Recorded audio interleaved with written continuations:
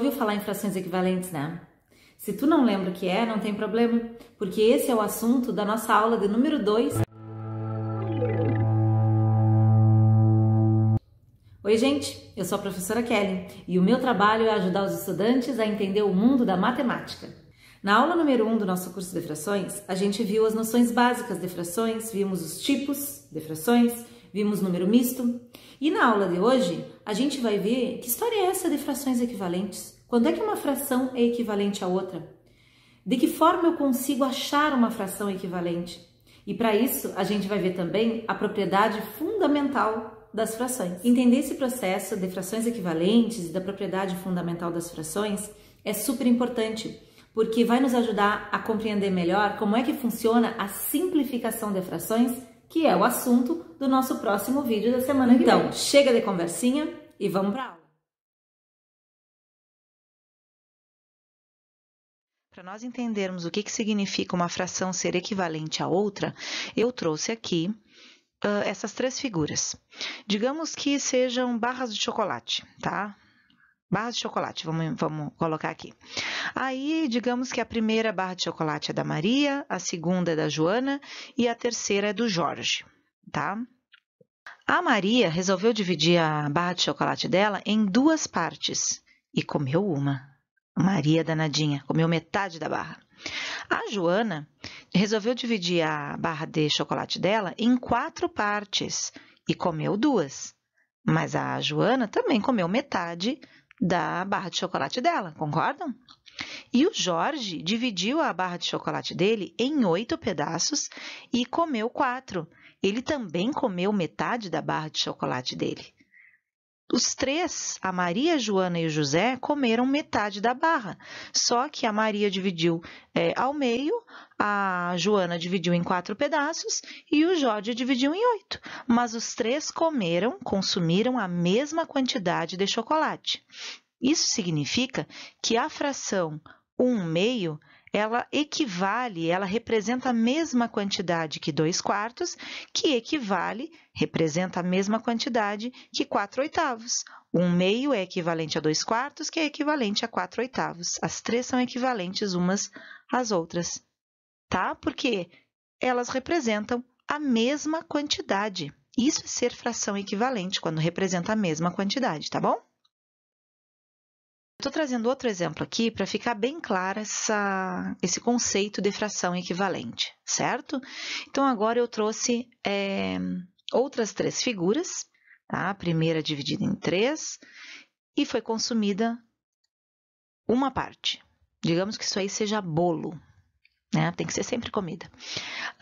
O primeiro dividiu o bolo em 3 partes e comeu uma. O segundo dividiu o bolo em 6 partes e comeu 2. E o terceiro dividiu o bolo em 9 partes e comeu 3. Mas, gente, os 3 comeram a mesma quantidade. Dá para reparar isso aí, né?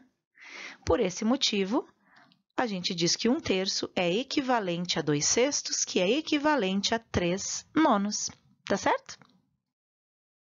Aí existe a propriedade fundamental das frações, que nos auxilia a nós acharmos uma fração equivalente às outras. Por exemplo, aqui eu tenho a fração 3/5 e eu quero achar uma fração que seja equivalente a ela.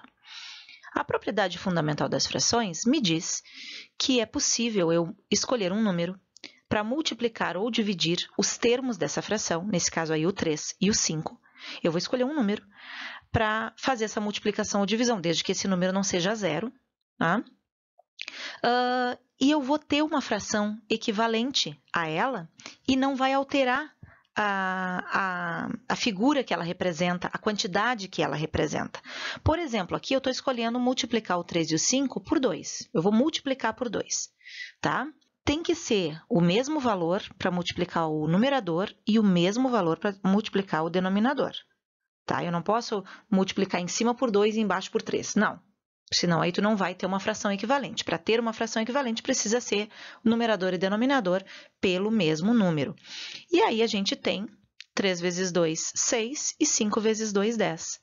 E eu estou tendo aí, então, uma fração equivalente a 3/5, que representa a mesma quantidade que 3/5. Tá bom?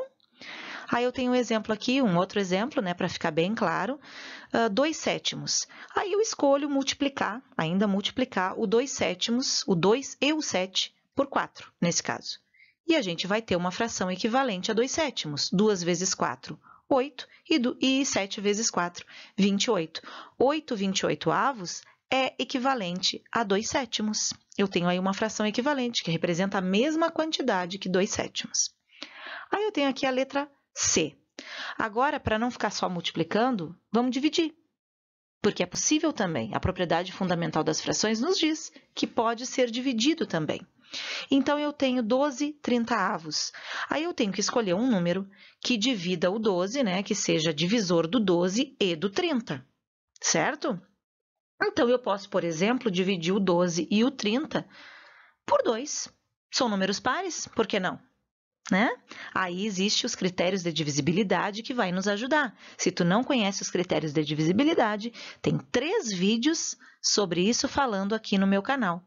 Eu vou deixar o link aqui no box de informações, né, os links, para vocês darem uma olhada depois. E aí, gente, se eu dividir 12 por 2, eu tenho 6, e dividindo 30 por 2, eu tenho 15.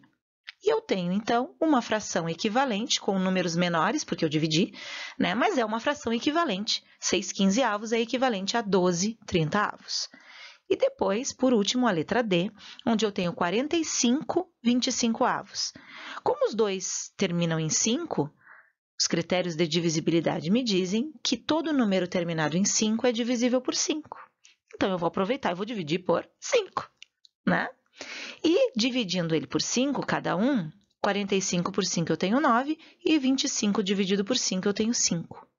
9/5 é uma fração equivalente a 45/25, com números menores, mas são equivalentes. Então, a propriedade fundamental das frações nos ajuda a achar essas frações equivalentes. É isso aí, gente.